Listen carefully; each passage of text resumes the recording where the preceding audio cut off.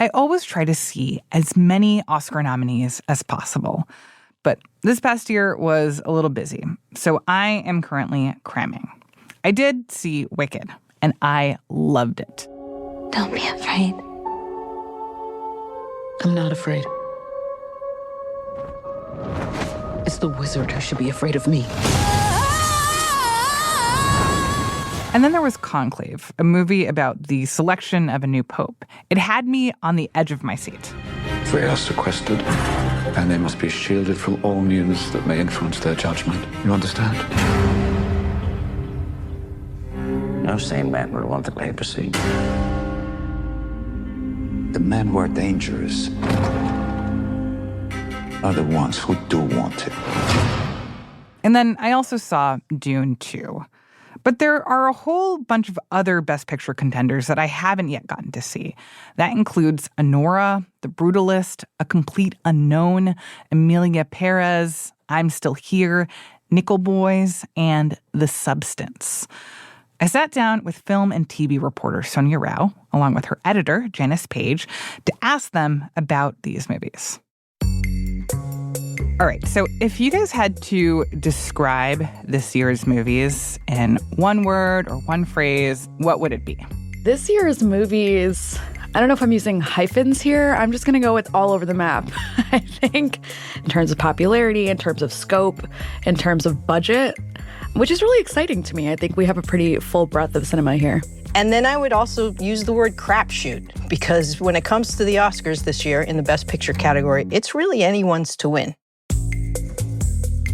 What I really wanted to know is, how should I prioritize my viewing with the couple of days I have left before the Oscars on Sunday night? Especially because some of these movies are long.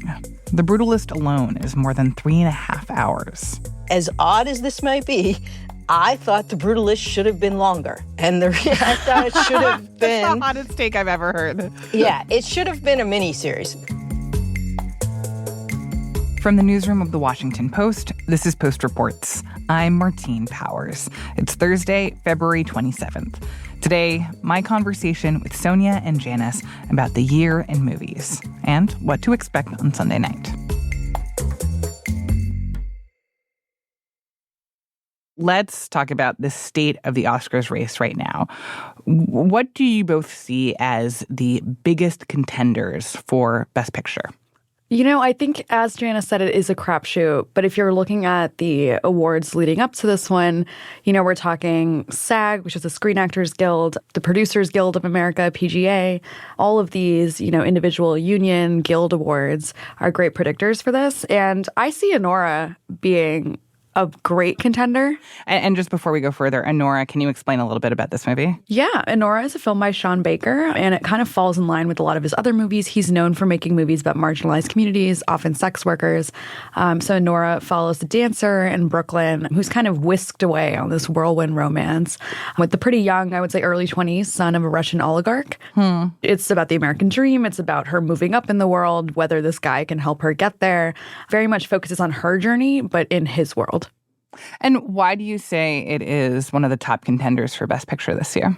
It's won a lot of precursor awards. It won at the Critics' Choice Award. It won, I believe, the Producers Guild Award. It's winning a lot of these, you know, awards that are voted on by similar people to who votes on the actual Oscars. Janice, what about you? What do you think is the biggest contender for Best Picture this year?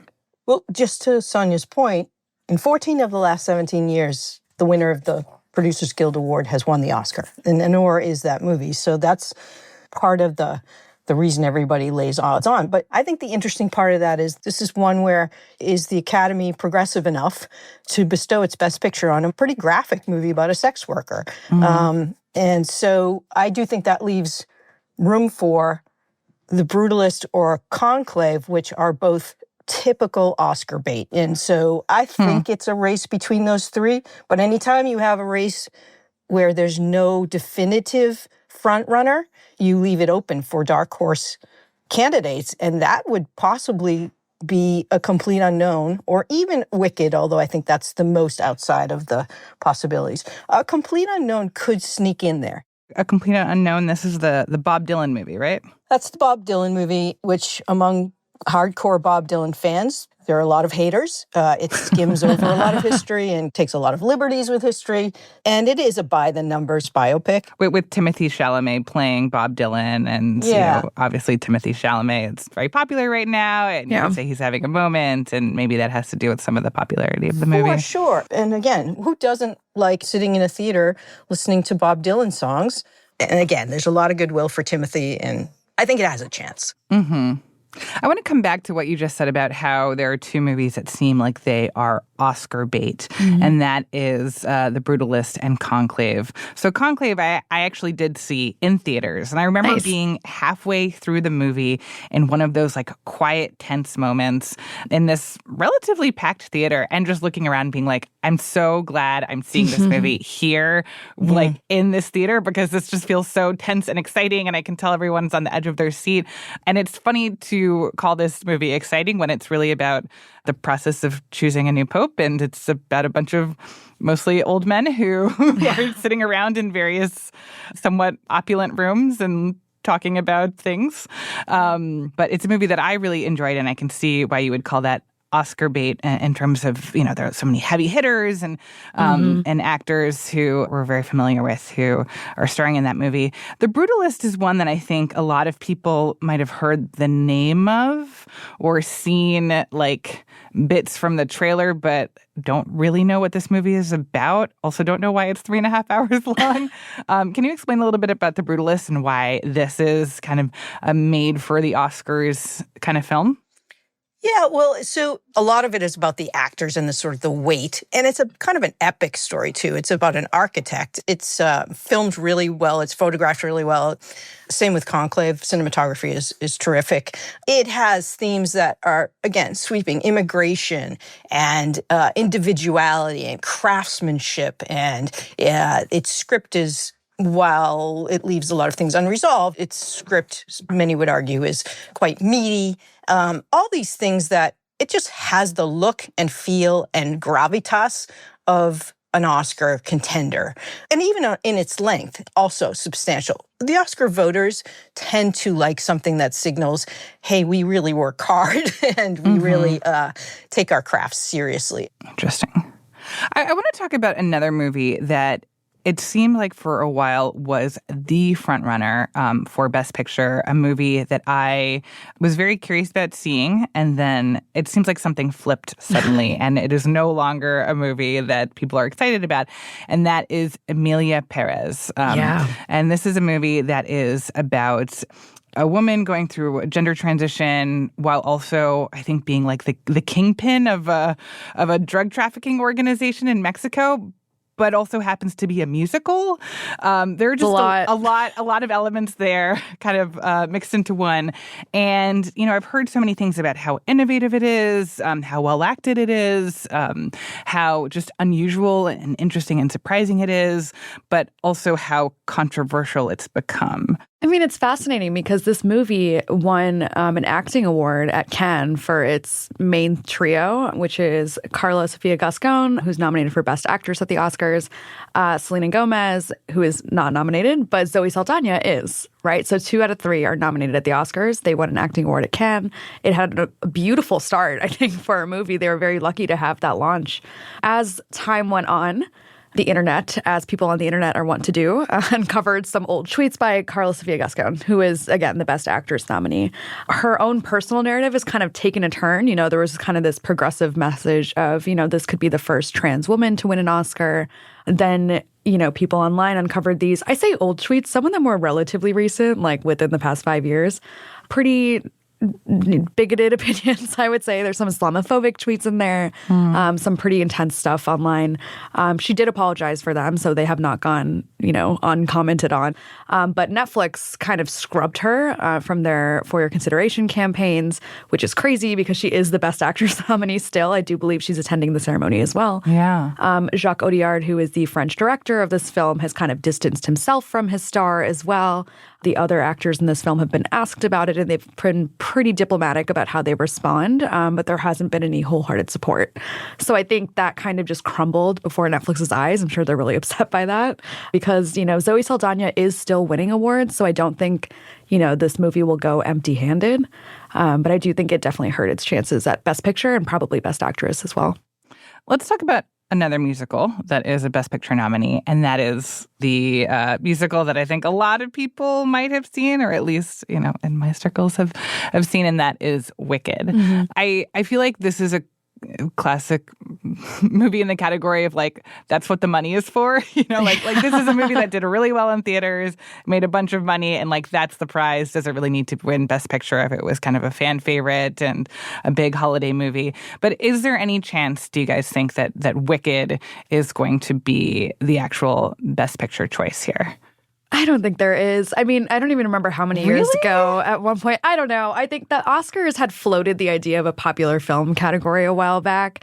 I do think that Wicked rises above a lot of the movies that kind of fall into that characterization. You know, this isn't like Deadpool or something that made a lot of money, but critics didn't love it. Yeah. Critics did like Wicked. As an adaptation of a stage musical, it really ticks all the boxes for a lot of people. It's very creative in the ways that it chooses to flesh that out and bring it to the screen. It kind of does everything you'd want it to do. It's such a spectacle.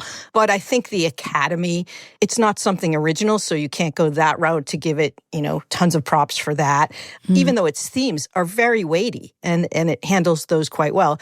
It's not something that took that original material and brought it way out of the box. It just hung a lot of fancy, bedazzled things on it that really worked. But it didn't blow anyone's socks off in terms of the artistry of what was happening there on a creative level, like turn the musical on its head or something, which would have been blasphemy anyway. I think it did exactly what it should do, and therefore won a lot of points with the movie-going public, but that isn't what gets you the Best Picture Oscar. After the break, we talk about some of the greatest performances of the year. We'll be right back.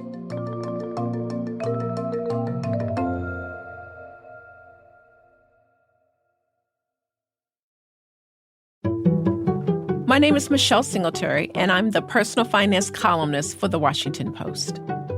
When I was growing up, I was raised by my grandmother, who was such a masterful money manager. And I watched her handle her money and talk to me about it. And I like to think that I'm the reader's big mama. There's so much information about your money out there, a lot of it wrong or inappropriate. But when you pay for a subscription to the Post, you're paying for a skilled journalist who has had years of experience, who I hope that you can trust. Your subscription helps pay for my salary. It helps pay for the illustrators, the copy editors, all the people who are involved in putting together the material that you read that could help inform your life. I'm Michelle Singletary, and I'm one of the people behind the Post.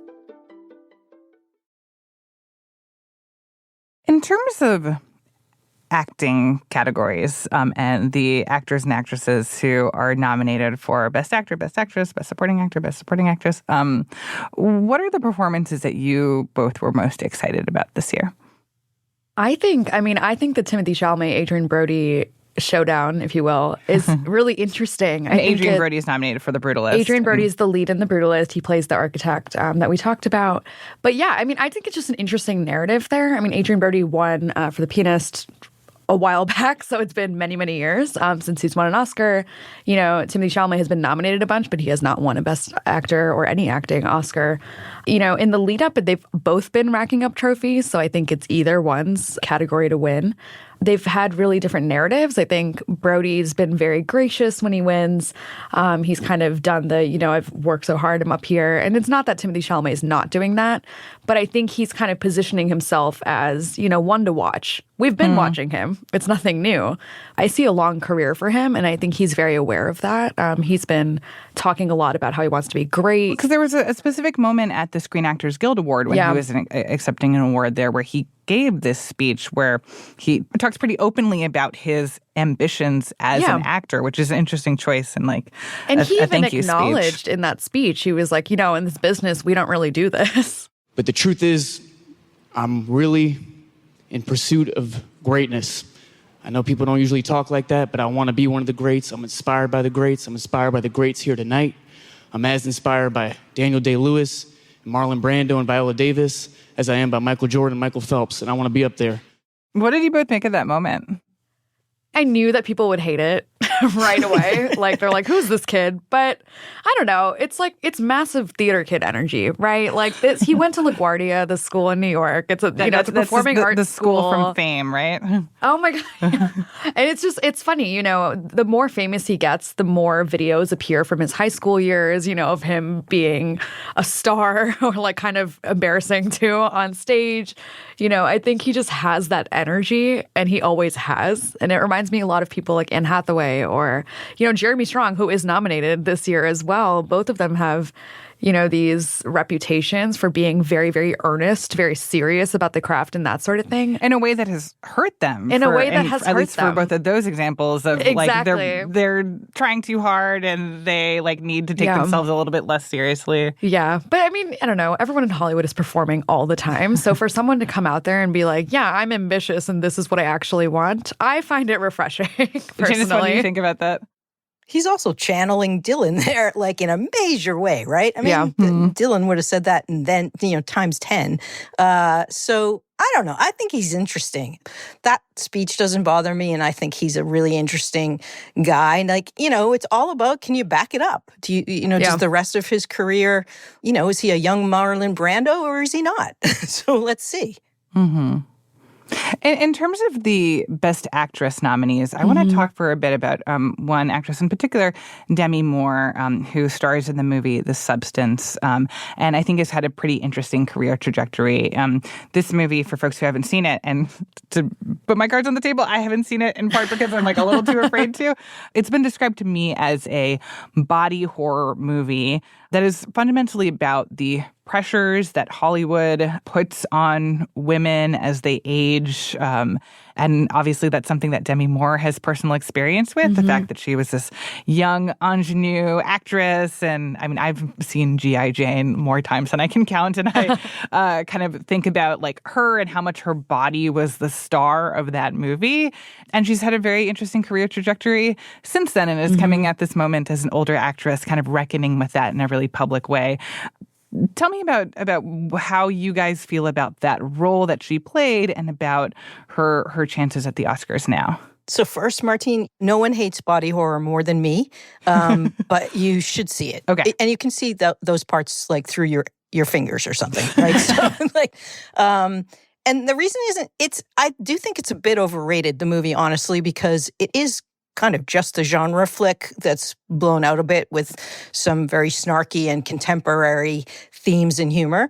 But she's terrific in it, as is Margaret Qualley. Like, they're great. And I remember Demi fondly as a brat packer. And, About Last Night and a lot of other movies as she was coming up. She was, the kind of Jennifer Aniston of her day and had her place in that whole grouping, and then did some other interesting films. And then kind of disappeared, right? While she had kids and lots of other things.